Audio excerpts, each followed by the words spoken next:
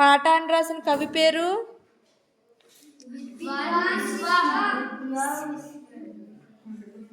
మీకు ఏ నది గురించి చెప్పబడింది? ఏ నది? పెన్నా నదిని దేవతల కాలంలో ఏమని పిలిచేవారు? పినాకిని. అయితే ఇప్పుడు ఎవరు పాడతారు గేయం? మనం నిన్న గేయం పాడుకున్నాం కదా, ఎవరు పాడతారు? అందరూ కలిసి పాడదామా? అందరూ నించోండి.